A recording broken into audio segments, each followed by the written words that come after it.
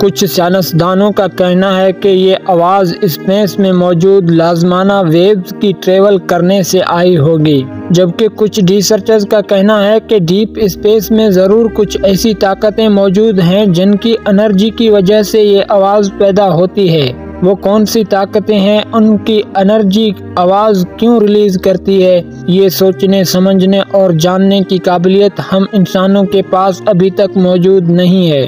वाजर 1 अपने एंटीनाट से ये वेव्स कैप्चर करके उनको रेडियो सिग्नल में कन्वर्ट करता है और फिर अर्थ की तरफ ट्रांसमिट कर देता है।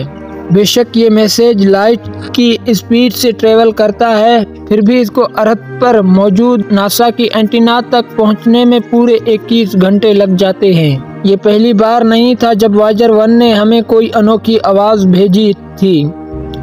इससे पहले भी नासा की स्पेस से कई अनोखी आवाज़ें रिकॉर्ड करने में कामयाब हो चुका है। 2007 में भी एक ऐसा वाक़या हुआ था जिसने साइंसदानों को हैरत में डाल दिया था।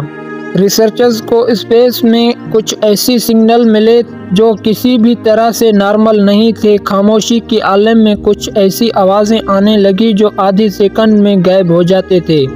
ये आवाज़ें सुनकर ऐसा लग रहा था शायद कोई एलियन वायरशेप लेजर पेन से वाइजर पर हमला करने की कोशिश कर रहा है।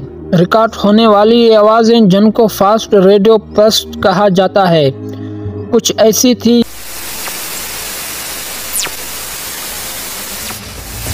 ये आवाज़ें सुनकर साइंसदानों को एक बात तो कन्फर्म हो गई कि हम जितना ज़्यादा डीप स्पेस के बारे में जानने की कोशिश करेंगे, हम उतना ही ज़्यादा सवालों में उलझते जाएंगे। रिसर्चर्स का मानना है कि ये रेडियो पेस्ट ब्लैक होल में या फिर करोड़ों लाइट एरो दस्तूर किसी सुपरनोवा एक्सोप्लैनेट का नतीजा हो सकती है।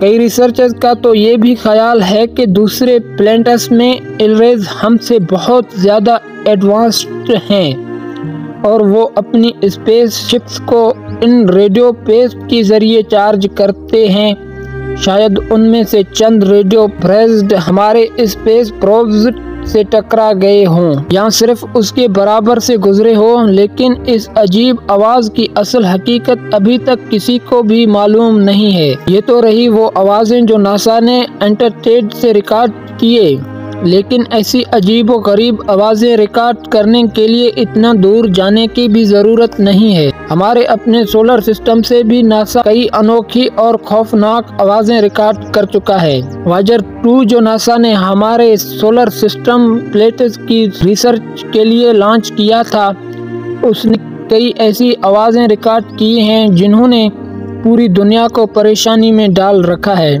यह है जुपिटर का चांद जो गैनीमेड की नाम से जाना जाता है, और ये है उसकी आवाज़ जो वाकई आपकी रोंगटे खड़े करने वाली है।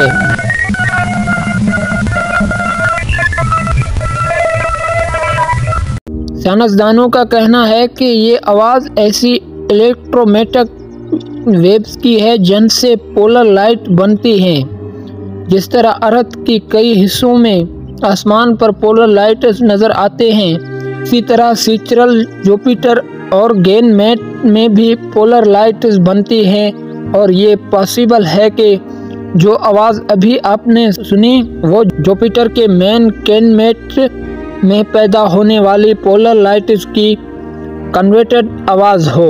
अभी तक जो भी अजीब आवाज़ें आप सुन चुके हैं वो किसी और ने नहीं बल्कि नासा ने ऑफिशियली पब्लिश किए हैं और उनमें कोई एडिटिंग नहीं की गई। सैटर्न जो हमारी सोलर सिस्टम का ही एक प्लैनेट है, नासा ने यहाँ से भी कुछ अजीब आवाज़ें रिकॉर्ड की हैं।